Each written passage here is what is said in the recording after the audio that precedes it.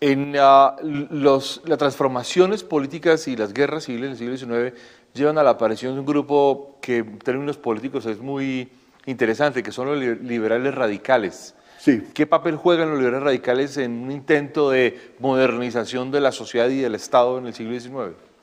Pues claro que fue un intento pues, sumamente interesante, por supuesto, y que no fue totalmente infructuoso, porque unas cosas que hicieron los radicales debían hacerse, como la abolición del estanco de tabaco, la introducción de libertad de cultos, o por lo menos en la letra de la ley. Antes, claro que de hecho había existido una libertad bastante grande, o tolerancia por lo menos, de cultos en las principales ciudades. Así que la obra de los radicales, claro que yo estoy tomando el término radical en sentido bastante amplio, empezando realmente con el gobierno de José Hilario López. Los radicales que se llamaban así radicales, por supuesto que son los que llegaron al poder con la Constitución del 63. Y en todo caso, hicieron unas cosas importantes, algunas cosas necesarias y claro que también unas cosas lamentables, o sea, quizá un debilitamiento excesivo del poder estatal, claro que por su federalismo excesivo, pero no solo por eso, es que ellos eran sí realmente enemigos para ellos el mejor gobierno era, como se había dicho, el gobierno que gobernaba menos. Es lo que en general practicaban. Así que el país carecía de una mano realmente firme durante los decenios de la dominación de los radicales. Es decir, no había un proceso de centralización política que permitiera organizar el Estado. Sí, claro que nada de centralización, pero ni siquiera una muy buena federalización. Claro que algunos estados federales, Antioquia por ejemplo, pudieron montar gobiernos estatales bastante firmes y que hicieron, por ejemplo, con adelantos importantes en educación en Antioquia, a diferencia de la mayoría de los estados que, claro que carecían de recursos necesarios, además de elementos físicos de fuerza pública, por ejemplo, simplemente para mantener el orden. No tenían la posibilidad.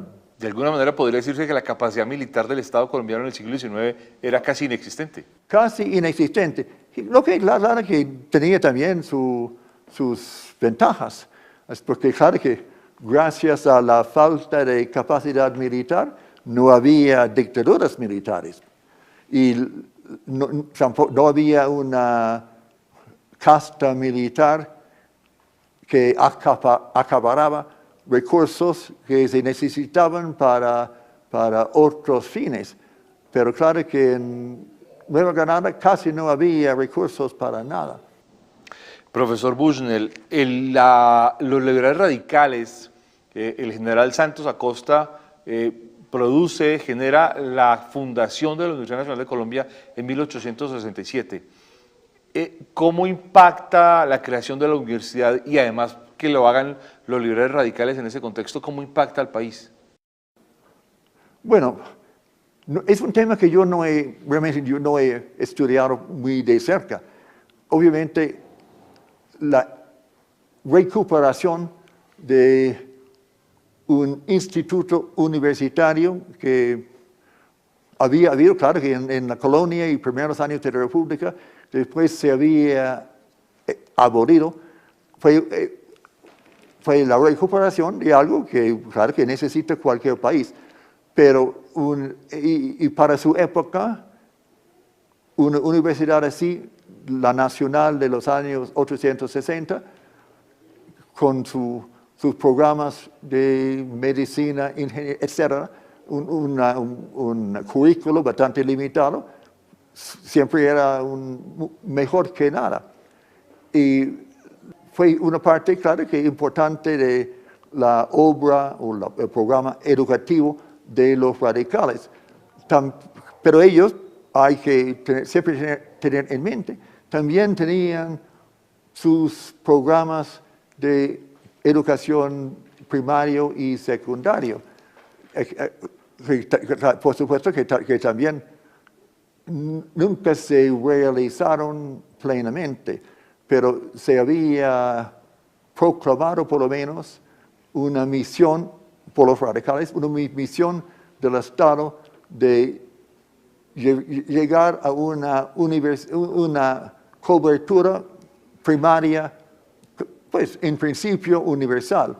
Claro que distaba mucho en la práctica, no solo por falta de recursos, sino también por las controversias con la Iglesia y con el Partido Conservador sobre la orientación de la educación, exactamente como también iba a suceder en el siglo XX durante la Revolución en Marcha. Usted toca un punto que es muy importante, es la separación Iglesia-Estado. ¿Cómo actúan los liberales radicales frente a ese intento de separación? Bueno, claro que ellos, por supuesto que fueron los artífices de la separación, que por supuesto no era una separación 100%, porque ellos conservaban no un control, bueno, ellos seguían mezclándose hasta cierto punto en cuestiones de la Iglesia, que no gozaba de una independencia 100%. Y por supuesto que ellos sí habían infligido unas ofensas a la Iglesia que quizás algunas de ellas habrían sido pues evitables. La desamortización fue un programa, claro, cuyos efectos prácticos todavía son materia de debate. Probablemente se dio algún impulso a la economía nacional con la desamortización y venta, etcétera, de bienes de la Iglesia. Pero también con estas medidas contra la Iglesia se agudizó la temperatura de combate partidista.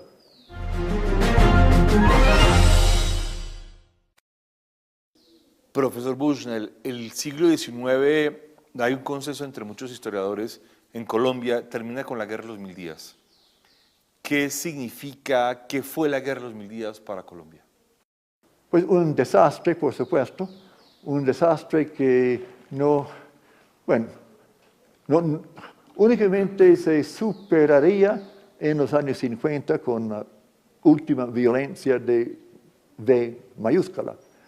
Un desastre y también un desastre totalmente innecesario, porque claro que los liberales revolucionarios tenían muy pocas, bueno, claro que no carecían de algunas quejas bien fundadas contra el régimen existente bajo la regeneración, pero incluso Colombia bajo la regeneración no era una dictadura muy fuerte ni sangrienta, tenía se habían cometido muchos errores bajo la regeneración, pero nada que justificara la serie de levantamientos de los más extremistas liberales que culminaron en la Guerra de Mil Días. Por supuesto que siempre había un partido liberal pacifista y lamentablemente los liberales pacifistas en fin de cuentas no obtuvieron la victoria dentro de su propio partido. así que no pudieron evitar el estallido de la guerra, pero ellos tendrán que cargar, yo creo que con la principal culpa.